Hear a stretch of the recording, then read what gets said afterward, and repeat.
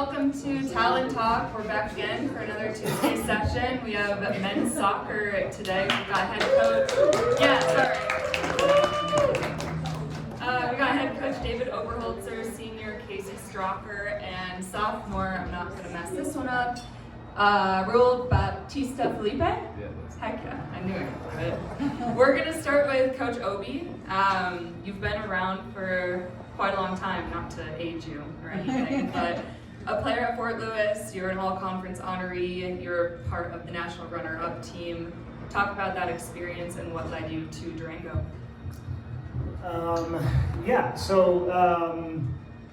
I started out from Arizona originally and spent my first 2 years playing at a junior college called Yavapai College.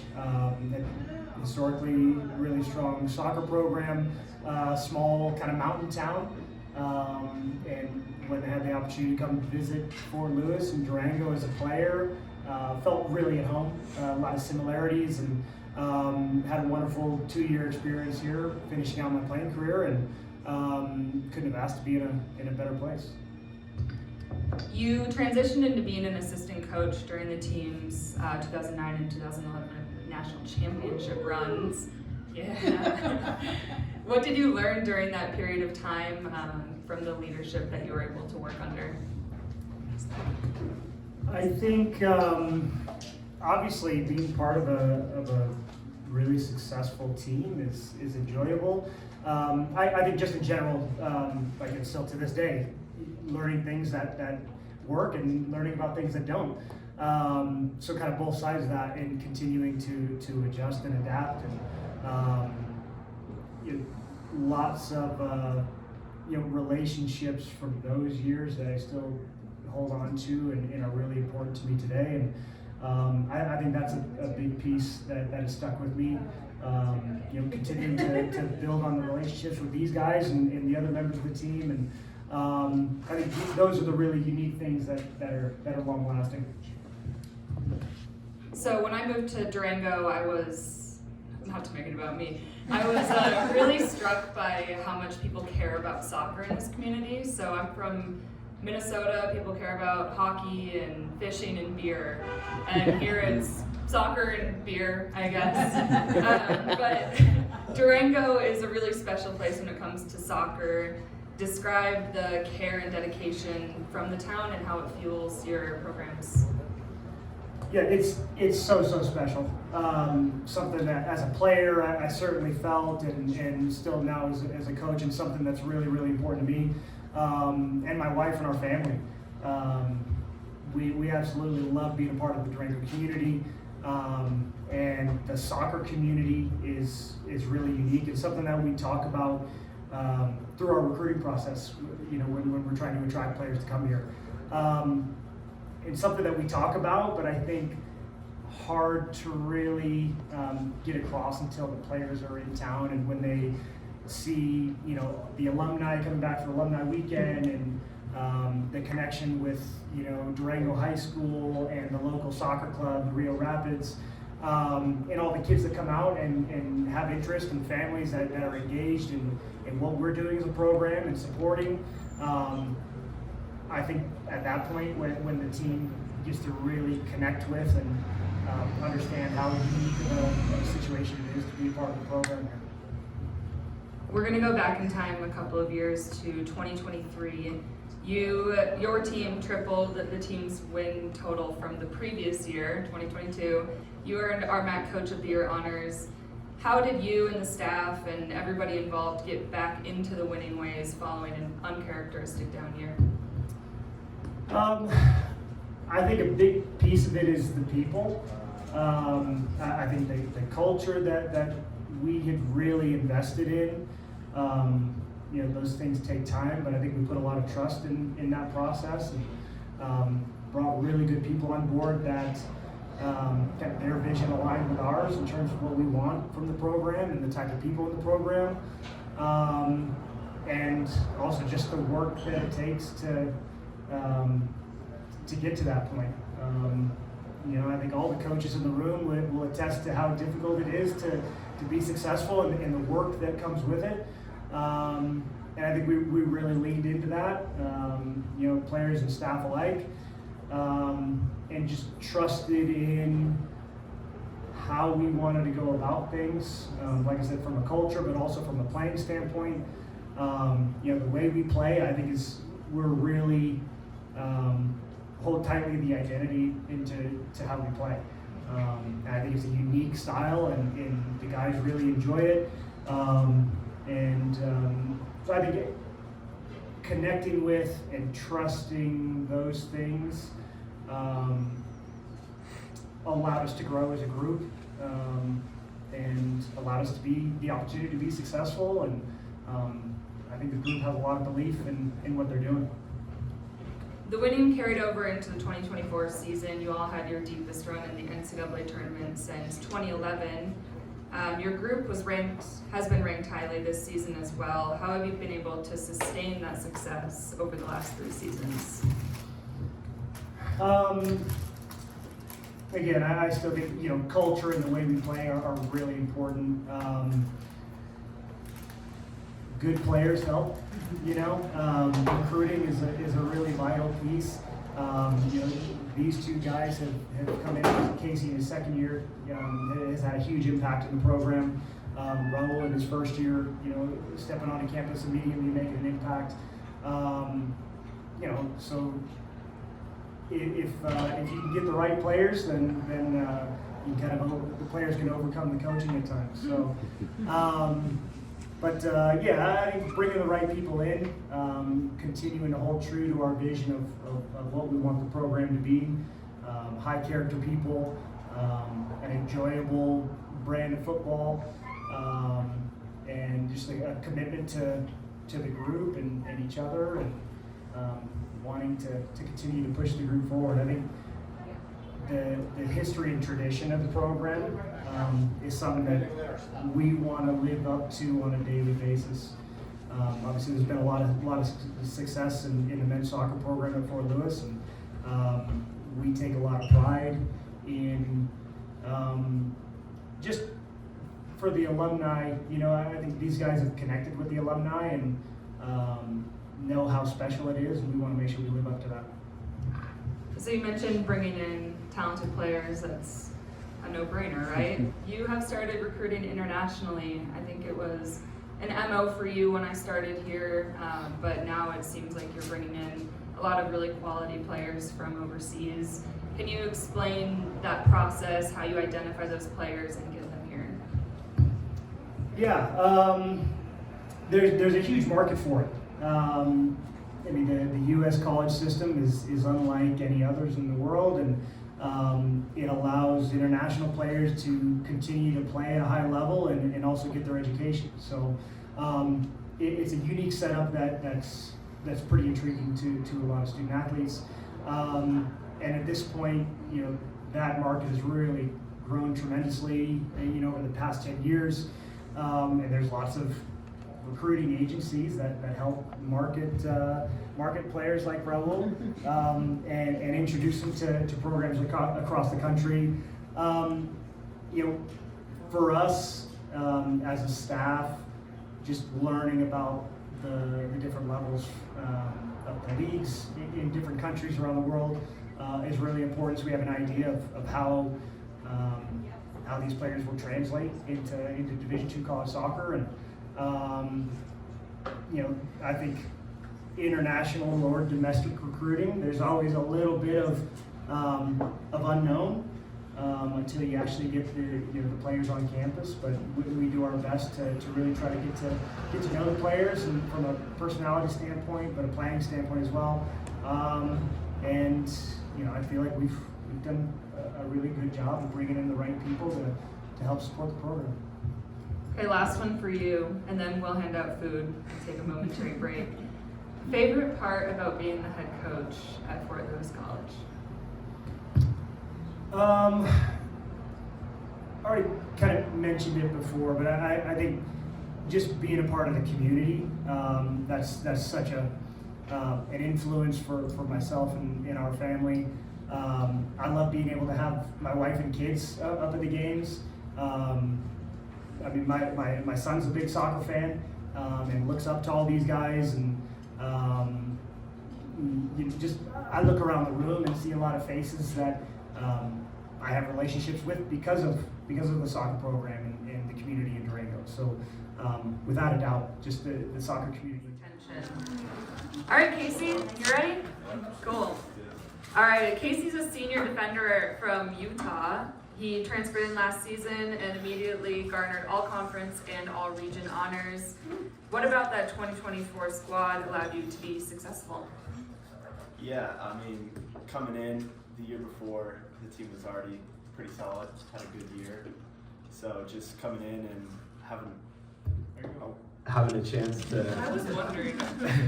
having a chance to make an impact myself, you know. I mean, we had really good chemistry. All were going for the same goal, so I think that was big into that. What do you take pride in as a defender, or what is your greatest skill on the back line? I mean, defending's fun, you know. You get to put in hard tackles. You know, there's nothing better than a clean slide tackle, you know, putting it to someone. But, you know, I play outside back, so I get to go forward. I get both sides of the ball, and I think that's probably my greatest skill is just getting up and down the field. What made you choose Fort Lewis? I have a longtime buddy, you know, that I played soccer with, grew up with in Camas, and we played at the JUCO, Utah State University Eastern together, and then he transferred out here to Durango, Fort Lewis, and he was like, you should come out and play, and Durango's a beautiful place, and Fort Lewis is a great college, so I thought I'd continue here. And your favorite moment as a Skyhawk? Probably last year in the RMAC tournament, we played MSU Denver at home in the quarterfinals, and we ended up going into penalties, and I got my chance to take a penalty to put us up. I think it was 6-5 or 5-4, and then Lucas made a big save to move us on, have a good run. So. I remember that. Yeah, it was fun. I was very sweaty. Yeah. You have 2 goals this season as a defender. Walk us through those scoring chances, which are somewhat rare for defensive players. Yeah, I mean, as I was mentioning before, an outside back, I get super high up the field, like to join the attack and play forward. So the first goal, I think I got the ball out wide, and I combined with our French winger Alessio and made a run into the box. He played it across and kind of scuffed the shot, but it rolled in and went in. And then the second goal, corner kick, set up for me, you know, back post, and I can't remember who played it, but put it right on the platter for me.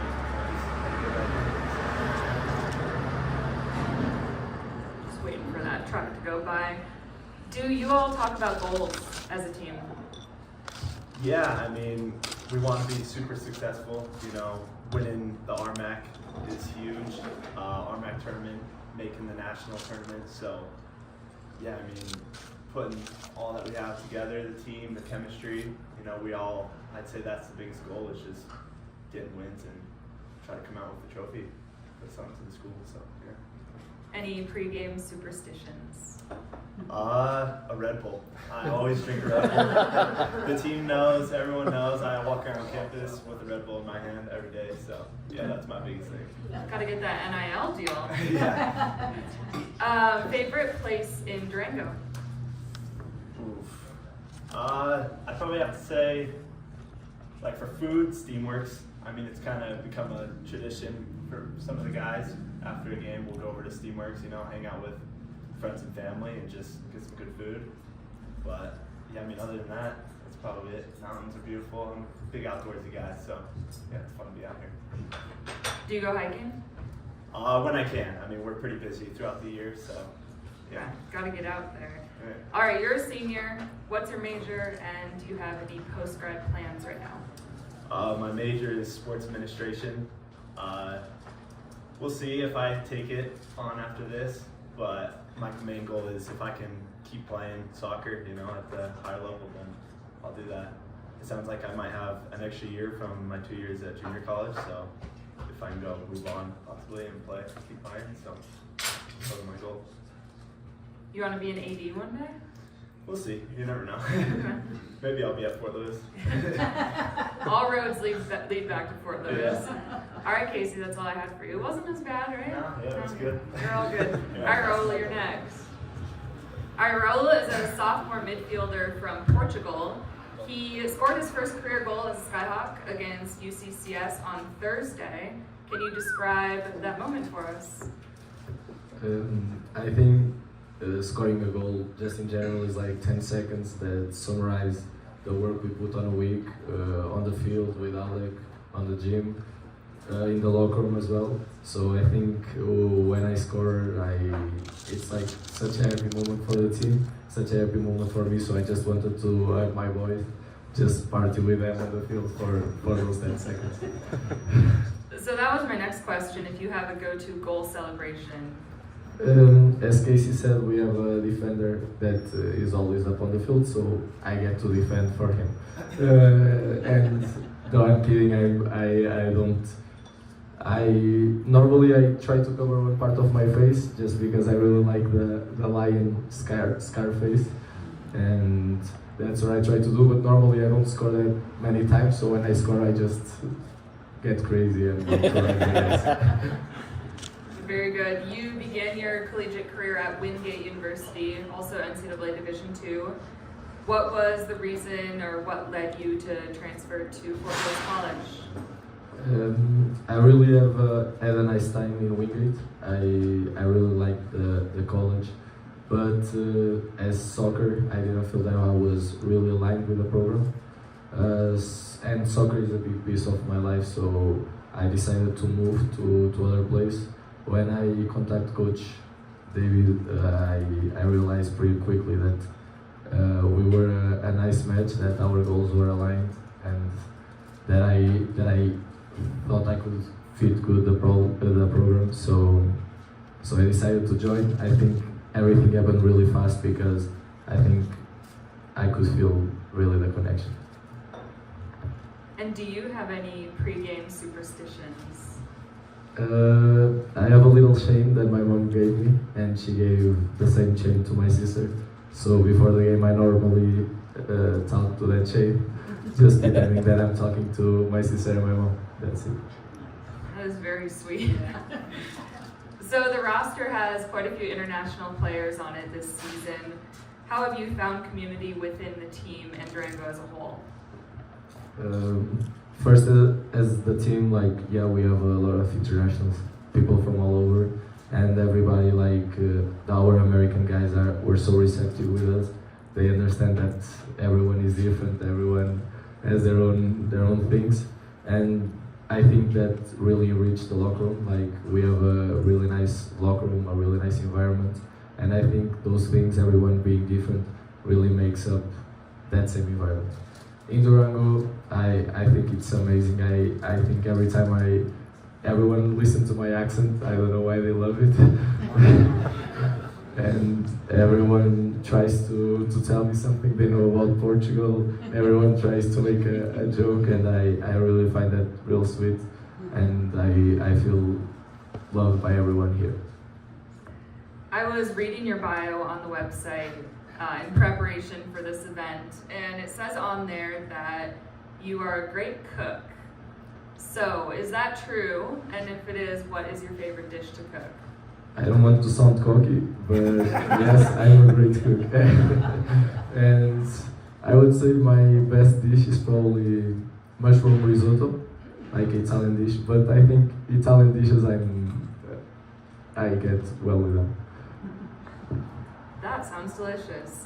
All right, an easy one. Favorite moment as a Skyhawk? Okay, it's my first semester here, so it's kind of hard to pick a moment.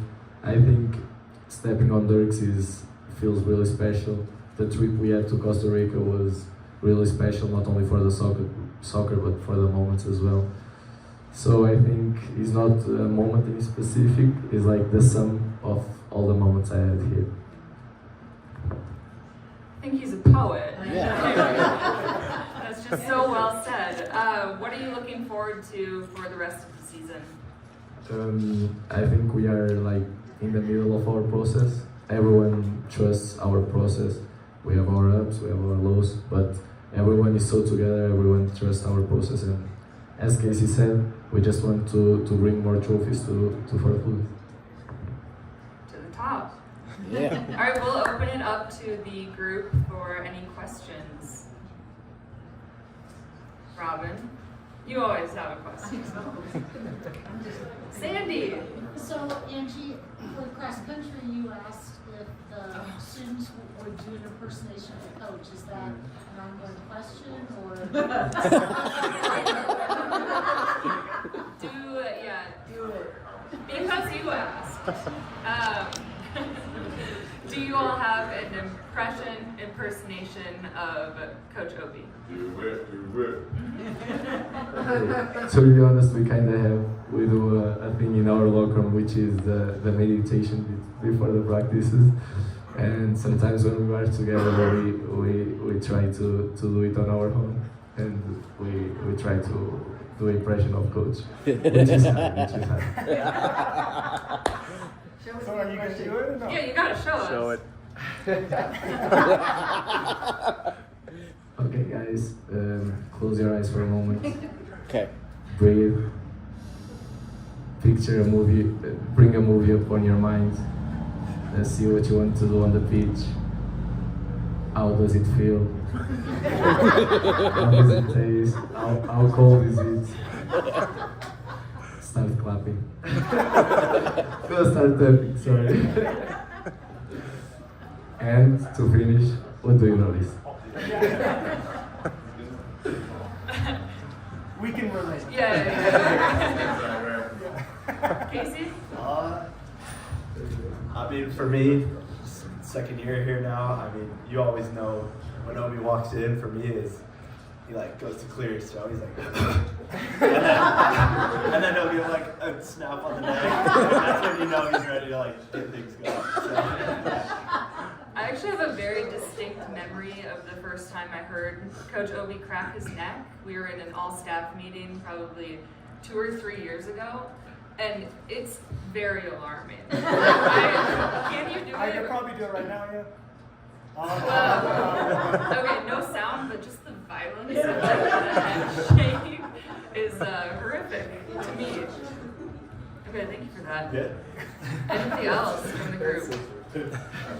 Coach Cox. Oh, why is the foreign market so much, produces soccer more than the U.S.? It's just the culture that we play so much, or what? How is that? It's interesting. I'm sure, like, obviously there's a lot more history in the rest of the world with the sport than the U.S. I think we also have so many other sports that kids are getting into, whereas the rest of the world, soccer is the sport for the most part. So I'm sure those are, but that would be my guess, those two factors. Hayden. I got one for Obi. You were a defender when you played here. If you were on the roster, would you start yourself over Casey? I would confidently and humbly say no chance.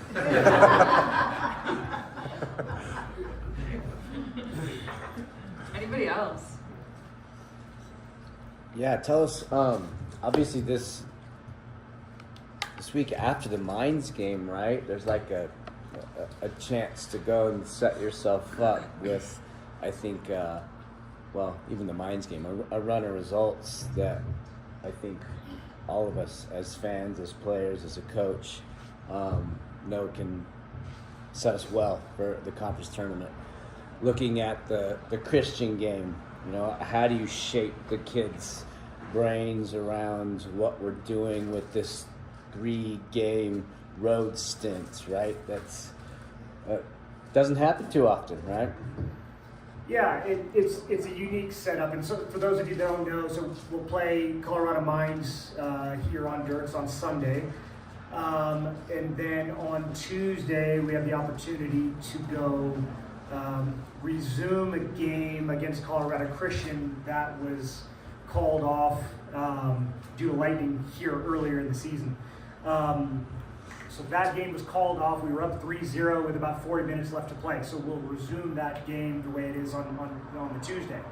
From there, we'll go to South Dakota to play on Thursday, followed by playing Regis on the Sunday. So, like Damien said, it's kind of a funky stretch of games, but I do think it's going to set us up really well.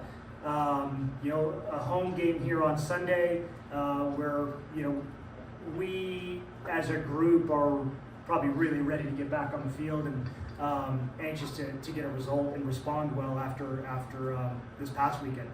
I think then on Tuesday, going to finish something that we had started and we're really in control of, and have the opportunity to get 3 points there, which is also going to allow us to break up the 13-hour trip to South Dakota, so we can stay the night in Denver as opposed to driving straight through. So, I think really, as unusual it is, I think it's probably an ideal situation for us, and games that we feel strongly that we can and should get results out of, and gain some confidence going into hopefully securing a spot in the conference tournament.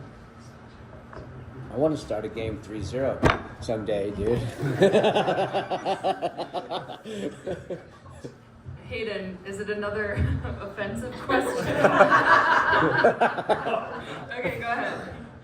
For Casey, you were obviously here last year, start of the year. We, in a similar area, got a bunch of ties, maybe some results you guys thought should have went more toward your way, but then obviously made a run to the national quarterfinal. As the leader and on the defense and in the attack, kind of all over the field, how do you kind of keep the guys level, knowing that opportunity is still in front of you? Yeah, I mean, again, last 2 weeks haven't been what we wanted, but I mean, we still got 4-5 games coming up, so season's not near done. I mean, we can come out. I think we just have to push forward, have good mindset going into these next 4 games. I mean, we can still get 12 points off of it and put us in a good position. So, I mean, yeah, just staying focused and making sure we're all on the same page is the biggest thing, I think. Anyone else? Circling back to Robin. This is for the players. So, you have a lot of fans, and they're in the watch, and some of us are pretty loud. What do you like the fans when they do? Like, do you like when they're because sometimes the reffing is a little challenging, and we have to express ourselves. So, is that a bad thing? I don't think so. I mean, all the energy we can get from the crowd just benefits us as players. I mean, I thought it was funny in the UCCS game. There's a little, high kick. Probably should have been a red card, and the whole crowd was chanting red card. I think us as players and as a team, we need that energy from everyone to help us build and get to what we want. So, yeah. That's a good word. And I think it's really nice to see that we can share our work, what we like to do with other people, and other people like to see what we are doing. So I think we are blessed for having so many people in the stands, from little kids to older people. It's so nice.